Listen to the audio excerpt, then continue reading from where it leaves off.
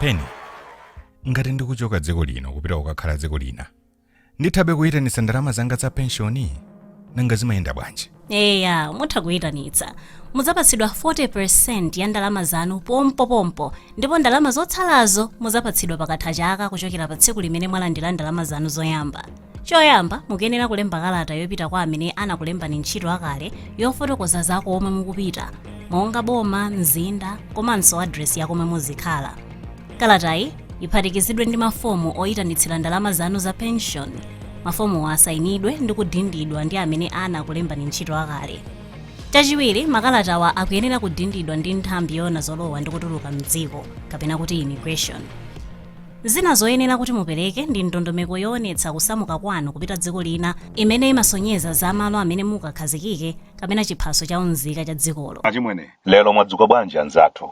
Kuno kwanu kunyasa ndayi ndithu tikusuntha amwene. Tiyamikire kuti leronso tapeza danga lokulemberani kalata inuyo achimwene anga okondeka.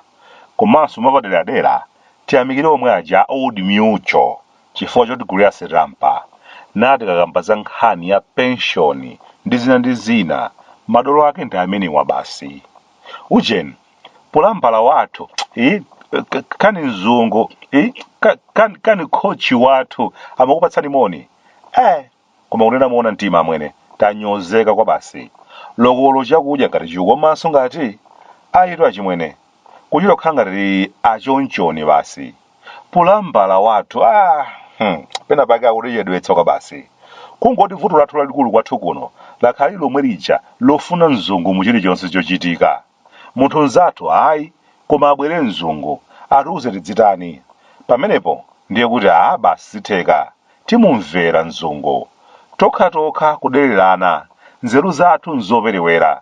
Siningamvera ubwantasa wakuti chani awa aduza chani bwana alankhuli mzungu.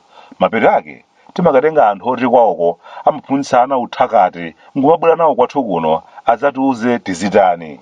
Mzungu wawo bwana zikumuvuta amwene. Walaswa mtima ya mbiri kwa basi kwathu kuno mpaka anthu tayamba kumafunsana kuti koma kodi chikatere ndiye kuti ndi chiyani kwenikweni chochitika ndi chani akuluakulu. Mzungu wandikumbutsa nthawi ina yake kuchikumbeni kwathu kuno amwene kunabwera mzungu dzina lake limamuti Smith. Chimene ankadzachita kwathu kuno sinimatha kuchidziwa mpaka pano, koma anali ndithu mzungu osati munthuyi. Anadzakhazikika mudzi mwathu muchikumbeni. Afumu achikumbeni nthawi imeneyo osafufuzanso kuti kodi mzunguyo ntchito yake yeniyeni ndi yachani. Basitu kumusankha mvekere mzungu, iwe ndi amene ukhale mtsogoleri wathu ku nkhani za ulimi m'mudzi muno. Uzitiphunzitsa kuti mmatani kwanuko kuti mudzikhale chakudya chochuluka. Tatopa ndi galu wakuda ife tikufuna titulukemo ndipo m'makomo athu mudzikhala mwana ali lenji. Ndimakumbukira achimwene chaka chimenecho ngakhale mlangizi wathu wa zaulimi munthu nzathu adathamangitsidwa m'mudzitu akutepepo chimene akudziwa mbalame ya munthu. Akamakamba za nkhani ngati akalozera, nkhani yodzala udzu wa vetiva, kuti tigwire benthaka komanso chinyontho, koma ndiye kunali kumunyoza kwa basi kuti ndiwe munthu wotani iwe ungotonokera nthawi. Iwe zona munda onsewu udzindiuza zoti ndidzale udzu wa vetiva. Mutu wanga ukugwira ntchito koma ine ndikupalira kuchotsa udzu omwewo. Lero lino iwe udzinena kuti yayi mudzalemo vetiva. Kapita uko. Wikisoni mlangizi wathu wa zaulimi adachoka monyowa ngati tambala ogwidwa dzoye. Atabwera mzungu Smith sitinafunsenso mudzi wonse wachikumbeni unavomereza kuti basi iyeyi mzungu ndi amene ayendetse ntchito zaulimi kwathu kuno. Nthawi inakwana yoti anthu aphunzitsidwe luso latsopano lakalimidwe. Mzungu Smith anatiuza tidziponya chimanga 10 pa phando lililonse ndiye tidagundika kuchiunjika amwene. Chimanga 10 pa phando lililonse. Nayo mbewu yakachiswe ndiye idamera bwino kwa basi 10 pa phando lililonse. Muntima timadzifunsa ndithu kuti koma zimenezi ndizotheka. Koma pepena timadzadziyankhaso lokha kuti poti wanena ndi mzungu mwina zitheka zimenezi. Chimanga chitafika m'maundomu ndi pamene chikayiko chidakula kwa basi. Tinayamba kudziuza kuti izi akunena mzunguyu ndi zosatheka. Chaka chimenecho chimanga chidativuta amwene. Tidangotolapo misinde yeniyeni ukatafuna ku nyumba basi. Koma chimanga nde sichinabereke chinavuta. koma kodi angalimbe mtima ndani ukamufunsa mzungu? Namagetsi wathuyotu amene nthawi imene ali msungwana adalimba mtima akukulumunya chizongo, ukamufunsa kuti kodi iwe mzungu chavutani chani, chimangalo chakanika, kodi unkati khumi paphando chifukwa chani? Mpamene mazindikira tsopano mzungu simifi samadziwa kena kalikonse kazaulimi. Iye adali mpalamatabwa kwawoko. Iye koma zimene amatha ndi kupanga zinthu ngati mwanje wa anamphatika, asikolo, komanso katundu osiyanasiyana wamatabwa. Simifi anali ndithu mpalamatabwa osati mlangizi wa zaulimi. Apatu pamene naphunzirapo achimwene kuti sichilichonse chimene mzungu akulankhula chimene tiyitenge ngati choonadi. Pena mzungu amatizondotsa.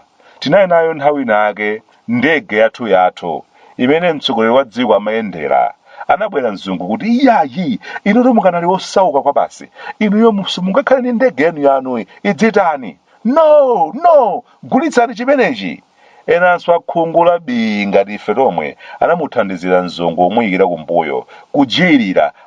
Zoonadi gulitsani chimenechi tigule chimanga. Chidagulitsidwadi. Kenaka basi wakhala ulendo ndiye pakala kumakazendera nayo ndege ya mzungu yemweyo kumampatsa vindalama va nkhani. China chake chadzidzidzi kukuchitikirani muli kutali ukanika kuti mubwerere kwanu nthawi yabwino ndege yanu mulibe. Mzungu kumtima akuti izo zimanyasa zikachita mwa kubwafukati. Ayi ndithu obwantasa ndalama yanuyi ikuoneka kuti ini mphamvu zabodza imeneyi muyichotse mphamvu ngati mukufuna tizikuthandizani deni. Igwetseni, sikuyenera kumafanana ndi ndalama yathu ya mphamvu imeneyi. Itsike ndithu, ife tikuthandizani. Ife ndikuyima pachulu kuti akuluakulu devaluation basi. Walankhula mzungu, wanena, pasapezeke soti mfwe. Anano, aloli daini heno opanda mawu. Ndalamayo ndiye gwetseni, imvekere fwa. Kusanduka chizude chene. Mzungu kuti mmesa matete chepetse mphamvu ya ndalama yathu mudzithandiza. Ndaniyo, kapitanuko, mukasambe mufuna kutivuta bwanji. Amabweretsa thandizo lake mzungu. Vimagalimoto vikulu bambo eno, vidakwa vokhaphwira mafuta osati masewera. Iye kuseri ndikukweza mtengo wa mafutawo, pasi pa mtima tikumadziwa ndithu kuti manyasa awa tiwakhaulitsira kumeneko kumafutako.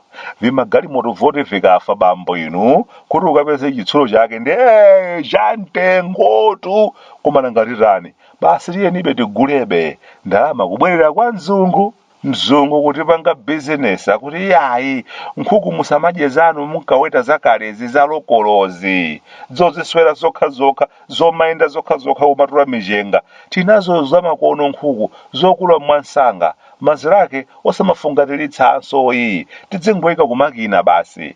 Ndiye koma mazirawo ndiye achokera kuti amazirawo tinawo ndi ifeyo basi, inu mudzangotigula napiye basi. Kenaka mukadye nkhukuyo musayembekezerenso kuti mukayisunga ikaswe iyayi, anapiye onse mudzagula kwa ifeyo. Mzungu anateretsa kulima chimanga chathu chaka chiswe. Tinkalima ndithu chaka ndi chaka, chimagwira ndithu. Tikakolola chaka chino, chaka chamawa timakhala pansi ndikusankhaponso mbewu ina imene ikuoneka bwino ndikudzalanso.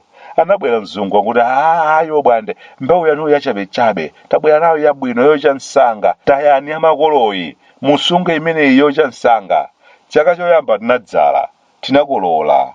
Anabweranso mzungu akuti imeneyi tumakololayi suti mungadzalenso imene ndi yachakudya basi, mukafuna kudzalanso ndiye kuti mutigule ina.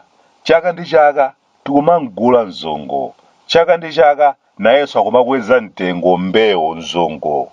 Tilibe mtengo wogwirayi, yathu akachiswe anatitayitsa mbewu. Lero lino ndi uyu bulambala akuti ayetu musiye mpira wanuyu mudzimenya wathu wa ifeyo wa changu kwa basi. Ziphuphu ayi mapeto ake ngozi akutipweteketsa mzungu. Matsatira kaya zanu izo. Bora nobanta safe takamba ere wakumva wangu. Ata ine wano kuno kumudzi ku Malawi Bwande. Kufuta kunyasa lande sunga mvetse.